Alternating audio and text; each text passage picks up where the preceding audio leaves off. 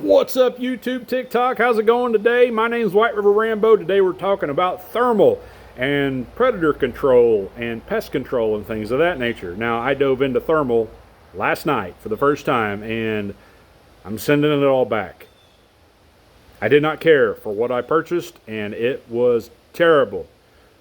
Could I harvest some things? Absolutely. Am I going to enjoy it? Absolutely not. Now, keep in mind, I am the type of person who thinks that if you can't see it, you will not be able to hit where you're aiming at.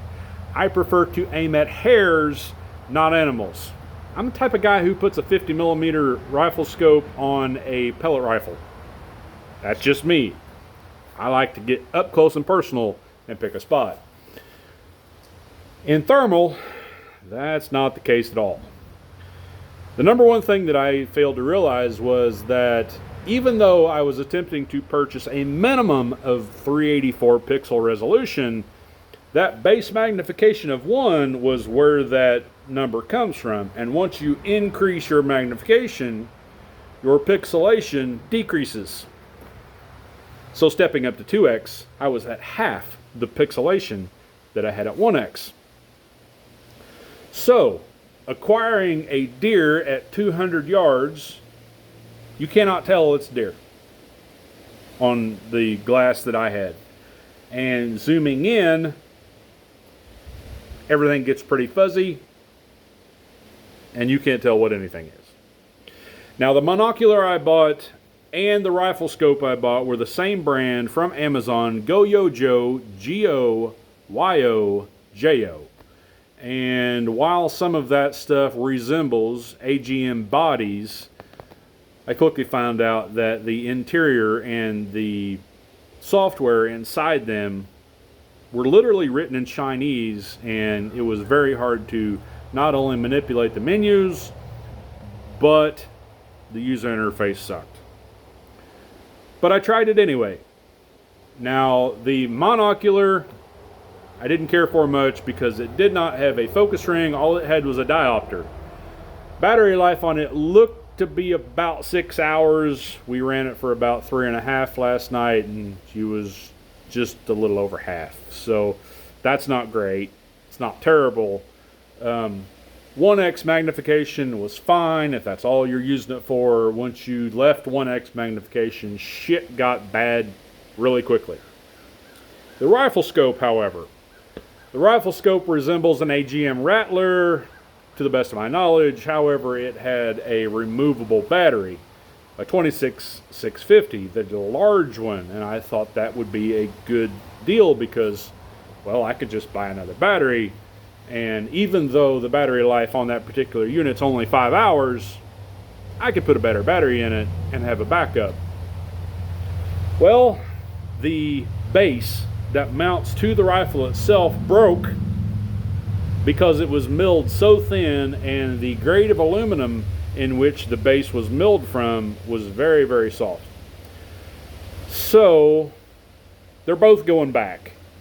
Now, ultimately, the rifle scope, even though it was written in Chinese, I could find my way through it using the symbols and figure it out. And it had 5 or 6 different reticles in it that I liked, actually, picture in picture, and it would record but not automatically. Keep in mind, I only give $1,500 for the rifle scope and $500 for the monocular, so this was a very, very low investment. Target recognition in a thermal rifle scope is very, very important. You not only need to follow the law, you don't want to shoot the neighbor's dog. Acquisition versus recognition is completely different. And me being a person who likes to pick a hair, I didn't like a thermal rifle scope at all. Not to mention the black dot that I walked around with once I took it away from my eye.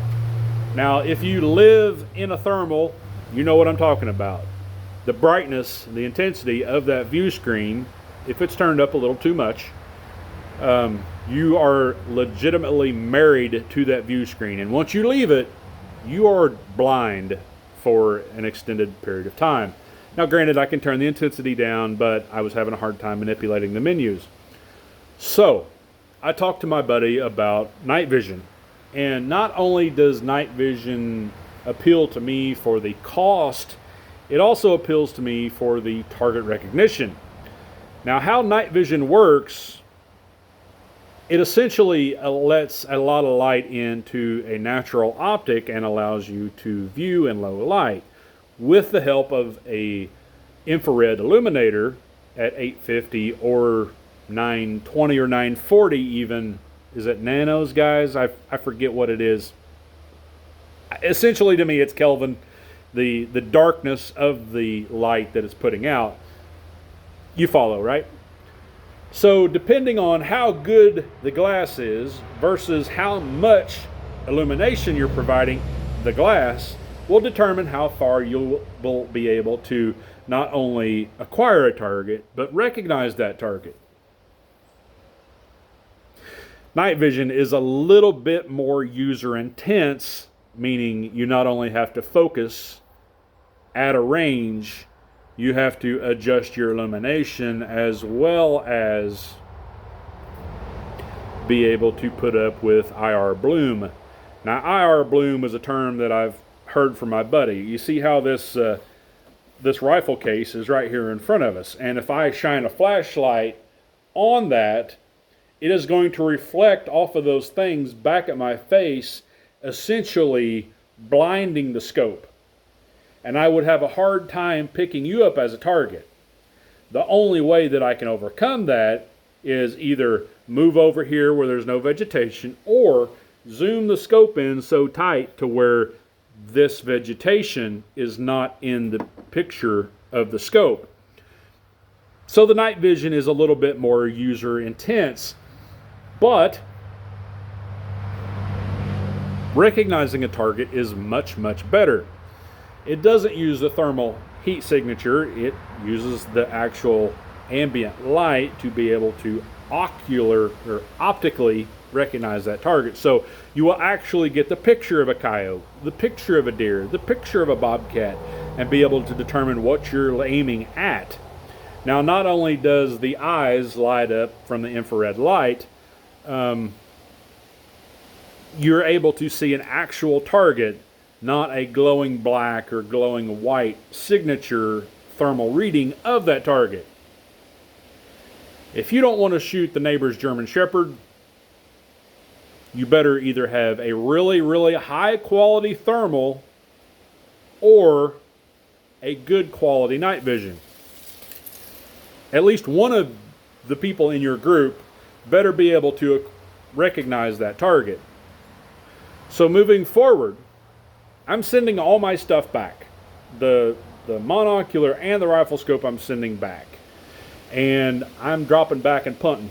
Okay? I'm going to try a good quality night vision scope with a stock illuminator, and then I'm probably going to up that to a big illuminator, and I want to go with a thermal spotter.